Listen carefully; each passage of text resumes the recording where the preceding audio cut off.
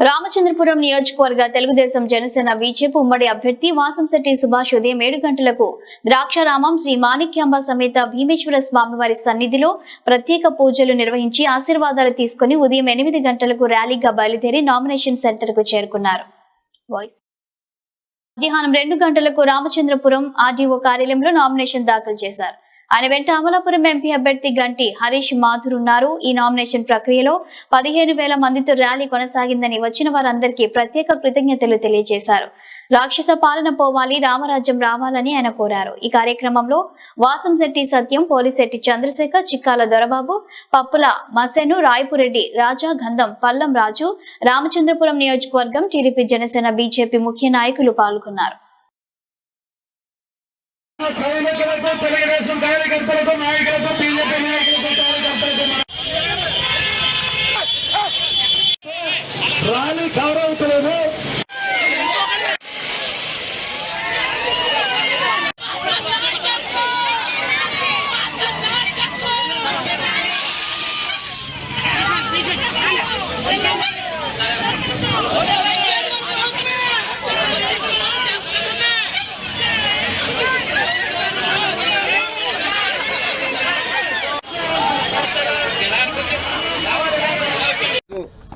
Nomination ప్రక్రియ పూర్తి చేసుకోవడం జరిగింది.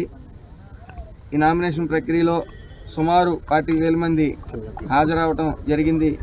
దానికి ముఖ్య కారణం నాతో పాటు టికెట్లు ఆశించిన నా యొక్క సహచరులు, ఆశావాహులు అందరూ కూడా, అలాగే పెద్దలు అందరూ కూడా తలా చేయ వేసి అందరూ చేయ కలిపి మరి ఈరోజు అవతల వైసీపీలో ఎంతమంది నాయకులు ఉన్నా సరే, ఒక రాజ్యసభ సభ్యుడు కానీ, ఒక మంత్రి గారు కానీ, అలాగే ఎమ్మెల్సీ గారు కానీ, వీళ్ళందరూ ఉన్నా సరే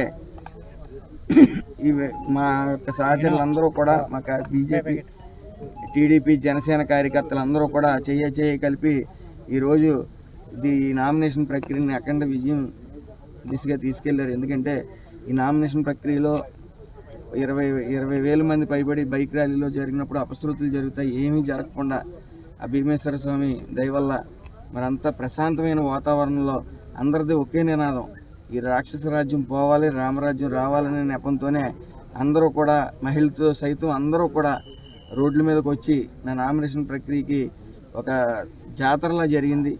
మరి ఈ యొక్క స్ఫూర్తి, ఈ యొక్క ఉత్సాహంతో, రెట్టింపు ఉత్సాహంతో మీ అందరం కూడా ఇక్కడతో అలసత్వం అనేది ఉండదు, మాకు ఇంకా రెట్టింపు ఉత్సాహాన్ని ఇచ్చింది. ఆ రెట్టింపు ఉత్సాహంతో మీ అందరం కూడా జనాల్లోకి వెళ్ళటం జరుగుతుంది. దానికి ప్రధాన కారణమైన పార్టీ పెద్దలు కానీ, టికెట్ ఆశించిన నా సహచరులు, ఆశావాహులు అందరూ కూడా మరి ఈ యొక్క కార్యక్రమాన్ని భారీ విజయం దిశగా తీసుకెళ్లారు. కాబట్టి వాళ్ళందరికీ కూడా పేరున నా నమస్కారాలు. అలాగే త్వరలో వచ్చేది 140 సీట్లు పైబడి అటు ఎన్డీఏ కూటమి వస్తుంది. ఇక్కడ రామచంద్రపురంలో కూడా ఎన్డీఏ అభ్యర్థిగా నేను గెలుస్తాను ఖచ్చితంగా అనే విశ్వాసం బలంగా ఉంది.